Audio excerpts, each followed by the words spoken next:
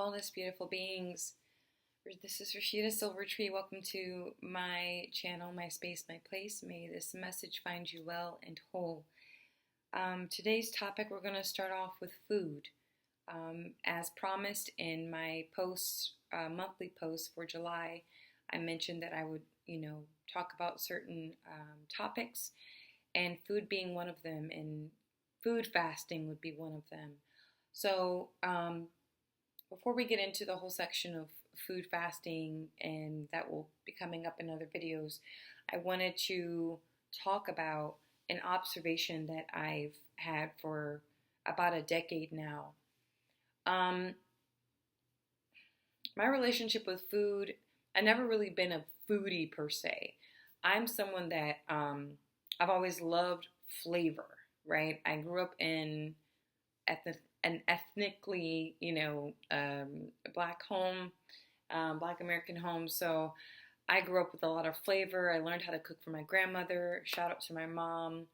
Mom wasn't the greatest cook, and I tell everybody that. I'm honest. I'm kind of transparent. She knows that too. Mom taught me many other different skills that are irreplaceable. But cooking, I learned from my grandmother, and my grandmother, she was a mother of 7 children, and very traditional. She's a very traditional woman, and so she would spend her times on her family's farm growing up during the summer months, and then during the school year she would go back to her home. But growing up, I would ask her all kinds of questions about her upbringing, and a lot of the time she would bring up the farm life and what that was like. And her grandparents ran a farm, and my great I guess it would be my great grandparents, right? Yeah, because it's my great grandmother's parents. So my great grandparents had 11 children, and the 11 children help with the farm, the family farm. Unfortunately, that farm has been sold. When their parents, my grandmother's grandparents, died off, and their children decided to sell the land and split the money and go their separate ways, which I find, if you are true stewards of the land, you never, ever, ever sell the land. It is a treasure to behold. And I say that with now as an adult woman, and traveling, and traveled to many different places. I lived in many different environments, and I will say that the land, you never sell the land. And read The Good Earth by Pearl S. Buck, I believe her name is. I read that back in high school, and I thought it was a phenomenal read about land and culture and money and wealth and greed and all of that. It's a wonderful book. Read it. Check it out. So she would tell me stories about, farm life and what that was like, and that they would go camping and, out in the, in the wild where, there were wolves back then. And so, and it was really just very neat. And then in the kitchen, she could throw down, right? Before she became a professional nurse, an RN, a registered nurse, she worked in the kitchen making food. Yeah, she was one of the cooks in the kitchen in the hospital, and she slowly worked her way up, and then she ended up going to university for, to become an RN, and that was her career. That was her passion, to be a natural caretaker, nurturer, healer, for not only for people in the hospital, for patients, but also for our neighborhood. She is the matriarch, and she is still here with us, and it's a beautiful, beautiful thing. But I wanted to talk about farming a little bit more here. I noticed this back when I've always been kind of like interested in the alternative, and this is where my mother comes into play. My mom she's the oldest of 7 children, and she usually would think that the black sheep of the family is the youngest or the middle child, but no. My mother is the oldest of 2 daughters, and then the rest were boys, were sons. But my mom was the odd one. She was she had a curiosity for the spiritual and for the different paths out there and different cultures and different diets. And I remember in the early 90s, she would have these big, thick books, herbal books, about like how the herb could heal the body and how not to, take too much of this or too much of that. And I would just flip through the books all the time, not understanding anything, but it had a big word all in capital letters, nutrition. That's what it said.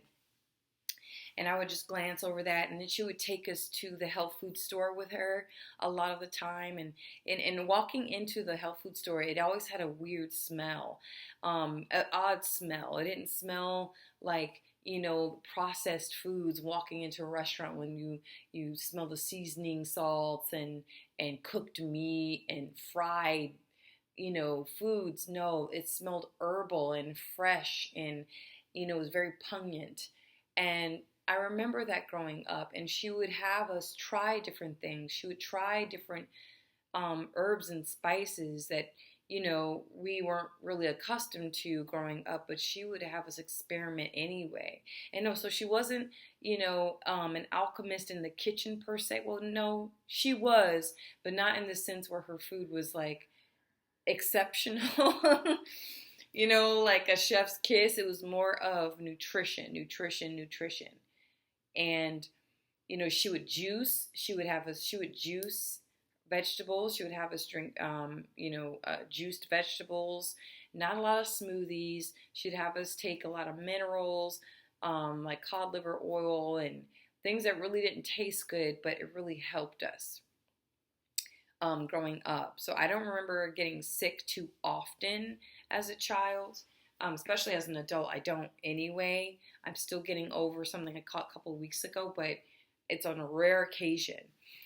But yeah, so that's kind of like my upbringing. She would take us to, like, when we lived in upstate New York, we would go to the Jamaican grocery store, or the taqueria, the Hispanic or grocery store, the international, Middle Eastern places. We were, raised in a Muslim household, so we ate a lot of Middle Eastern foods, and it was a different upbringing, compared to the fried chicken, mac and cheese, steak and potatoes, and chitlins and greens, and all the, and cornbread, all of that traditional stuff we would have, a few times a year when we would visit our grandparents. But in our innate home, it was very primarily eating lots of soups, lots of stews, lots of, and I was raised on meat, so she would, it wasn't a lot of fried food at all, really, to be honest with you. But yeah, and so that was my childhood. That was my early relationship with food. But I realized not until about 10 or 12 years ago, I always wanted to be, well, more, I think in my 20s was about survival, right? I was in college, broke college student, and it was all about how many boxes of pre-made dried rice or rice-a-roni can I get for under $20, okay? Or ramen noodles, or just, and at the time I was in a relationship, so we would cook a lot at home together, and just, it was all economical. But then it wasn't until I started to really get into my health and I started running and on my own. Like, I would run 3 to 4 times a week, every other day, 3 to 4 miles. That's just something I wanted to do. And I would incorporate juicing. I would have a very simple mono diet. But I noticed this thing where when I would go to the aisles, the fruit aisles, and I bite into a juicy grape, there were no seeds in the grape. I would bite into an apple. There were no seeds in the apple. One time in 2017, I decided to do a mono fruit diet for a week. I don't recommend this if you have any history of EDs, but try it out and see for yourself. And it's a great way to detox for sure. So for 7 days, I lasted for about 4.5 or 5.5 days where I just had watermelon, breakfast, lunch, and dinner. I had about 20 stacks of watermelon in my room. So I was renting a room in a house so I had housemates, and they all thought I was weird as all get out anyway. But that's what I did. And but when I was shopping around for watermelon with seeds, I went to Whole Foods, I went to Sprouts, I went everywhere that I could find. I didn't have a vehicle at the time, so I was Ubering everywhere trying to find watermelon with seeds in one of the hottest states in the country, in the USA. I couldn't find watermelon with seeds. And yes, you can eat the seeds of watermelon. Not all fruits, because it has this thing called pepsin, I think. There's some seeds that you eat the seeds and it can be toxic to the system. But grape seeds, I think, are fine to eat as well. But I noticed, I'm like, where are all the seeds? And it dawned on me, because I've watched enough food documentaries, on what they're doing with food and the GMO, genetically modified organisms, what they're doing to our food, what they're doing to the farmers, what they're doing to our soil. And it just all clicked one day where I was like, oh, I see what they're doing. They have genetically modified the food or the fruit to the point where if you bought a watermelon with seeds, they don't want you to harvest the seeds and plant your own fruit, your own watermelon seeds. They don't want you to take the seeds of the grape and plant your own grapes. They don't want you to take healthy seeds, organic seeds from the apple and plant them in the ground and grow an apple tree.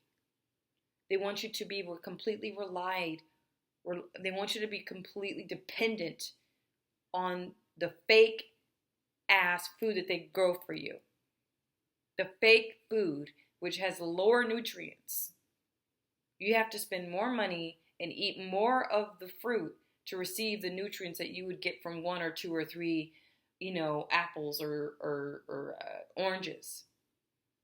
It's very sick what they're doing. And they forced farmers to, because they don't like biodiversity. They want all farmers to use one diet. The documentaries I've watched, Monsanto, where they started going after farmers, and the farmer would try to sneak in, different, a plethora of different corn seeds.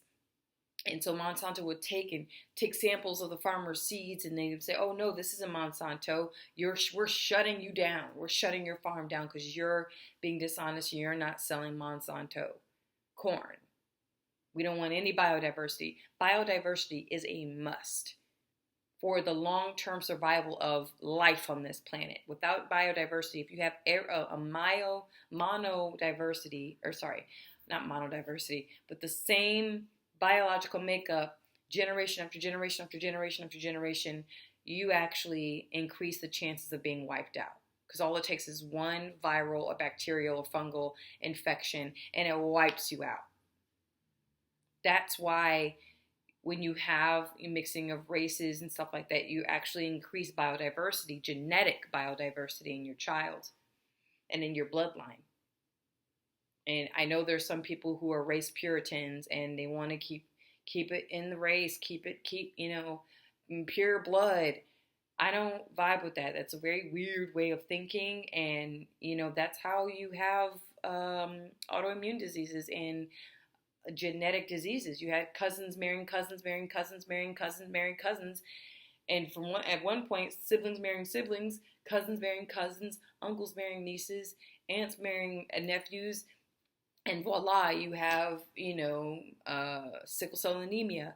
You have Tay-Sachs. You have what's the chest one that I learned about in school? Cystic fibrosis, which primarily attacks hemophilia, right?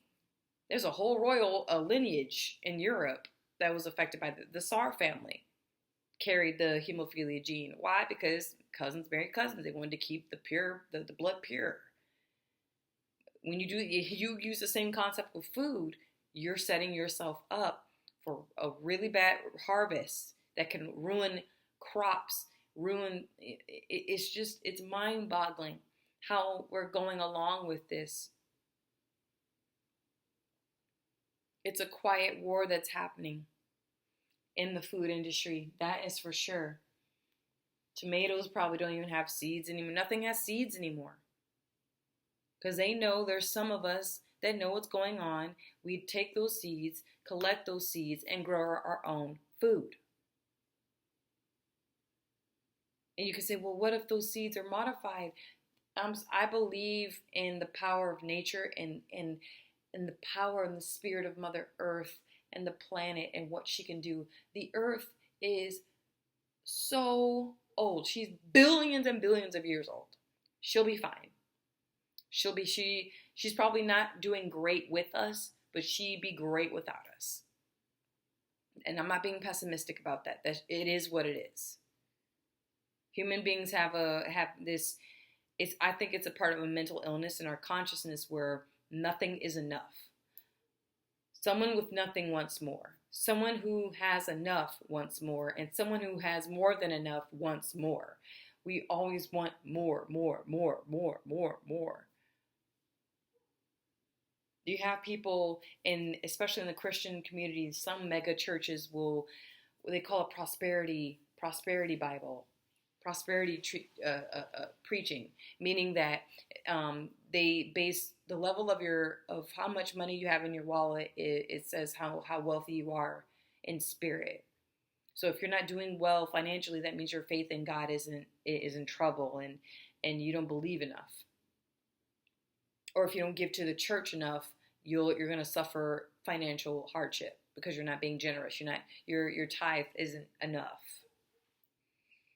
It's very sick. The mentality of the human species is very, very ill. And we're seeing that more often because we have social media, we have digital platform to actually mirror back to us what we are actually putting out.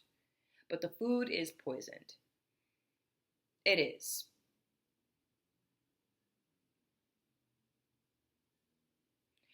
Just last night I caught wind of McDonald's, because here's the thing with the hyperinflation with food, which is the prices are going up like so much. It's unbelievable, but believable at the same time. But people are not eating out at fast food restaurants anymore. I think in the state of Connecticut, a hamburger at McDonald's was $17. $17.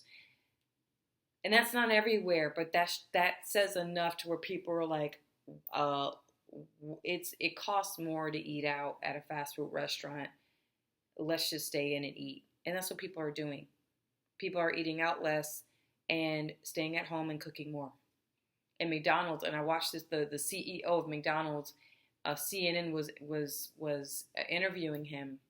He's like, well, we're coming up with a plan where we're gonna come up with this it's a value meal, right? So you get chicken nuggets, you get fried, you get your French fries, you get a burger and a drink, and then you get a little treat on the side for $5. He didn't say not one word about nutrition. He didn't say not one word about quality or value of the food. All this shit the food that he was saying he wanted to put out there it just sits in a freezer, pre-made. Don't even get me started on the authenticity and the quality of the meat, because I don't consider Taco Bell meat real meat. I don't consider any meat that I see mainstream fast food chains meat. It's not meat. It's not real grass-fed animal meat. Might smell like it, might look like it. I remember seeing someone for a time, and he worked at a McDonald's.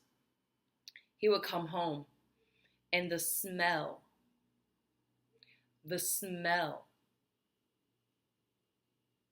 raw,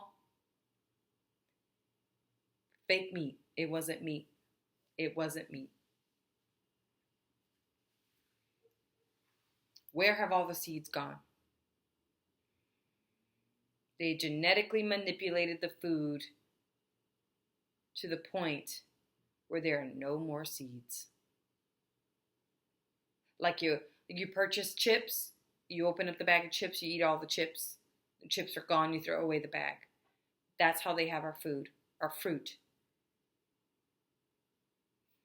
You want an orange, you go purchase an orange, peel the orange, you eat the orange, you throw away the peel, no seeds. You guys don't have a problem with that? Probably not, because you're struggling, working multiple jobs to pay, your rent that's too high. I get it. I understand. I understand. Trying to, combat homelessness. Got you. I got you. That's why they keep us distracted. I can't stress enough to you, my dear silver tree seeds, the importance of growing your own food. Support your local farmers. Get your feet and your hands in dirt. I've done it myself. My mom has always had a green thumb. She probably wasn't the best of cooks, but I know some things about herbs and about gardens and pruning and soil.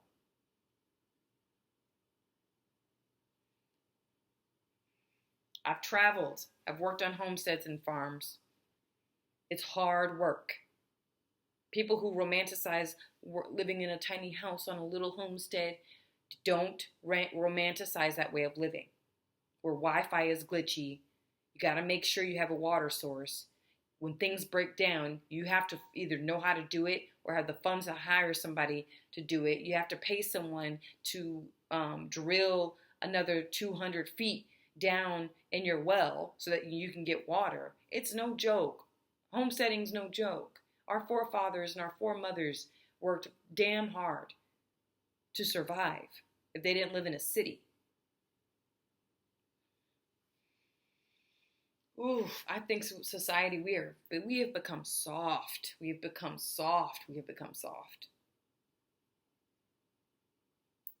Everybody just chasing the dollar, but you can't grow your own food. You don't know where your meat comes from. I remember one time a parent I worked with, and she had me. I'm going to share this. I'm going to get off. She had me chop up meat, and she knew I was vegetarian, and I don't f with meat like that. I don't screw around with meat. I don't like the smell of it, but whatever. It was a job, right?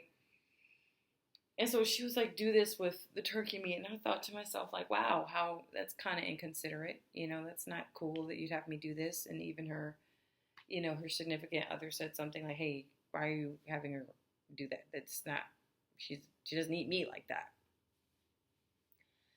And so I brought it up one day. I said, like, you have chickens and stuff. Why do your sons know about the life-death life cycle? Like, have they ever seen a chicken where their meat comes from? And she literally looked at me and said, no, I don't want to scar them. They're too young. The disconnection with our food in the West is diabolical. And I ask that before you take your child to go see a movie or to go see the next Marvel movie or superhero movie, okay, with Wolverine and Deadpool, whatever the heck that whole franchise is, go take your kids to a local farm so they can see where their cow meat, their beef patties come from, their chicken wings come from. You expose children to the life-death life cycle early, they will respect life a little bit more, don't you think? And if they have the stomach after that to handle, after seeing what animals go through so that they can eat, maybe they'll have more respect and more gratitude for the food, nice juicy hamburger that dad puts on the grill for them.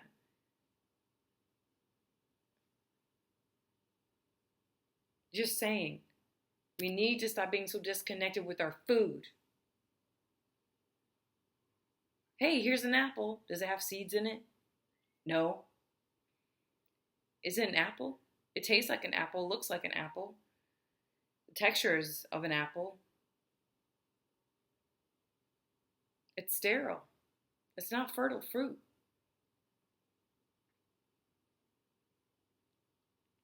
Like Zen Womb says, she says that fruit is the womb, holds the seeds of life. And it's almost like a sterile woman who gets a hysterectomy. They remove her ovaries, or they remove her womb. She's sterile now. She cannot produce more life. Like the GMO fruit cannot produce more life. We're eating something that's dead and sterile. It has some very little nutrients. This message is not to offend, but only to empower and have you think. Where did your burger come from? Where did your banana come from? Where did your grape come from? Where did your avocado come from? What is the quality of the soil that you think the fruit has come from? That's all. Thank you so much for tuning in. Let me know what you think, or not. This is a virtual reality, so nothing's real on here. You know what I'm saying? So if you feel like you want to engage, please do. By all means, all due respect. Thank you, and I'll see you soon.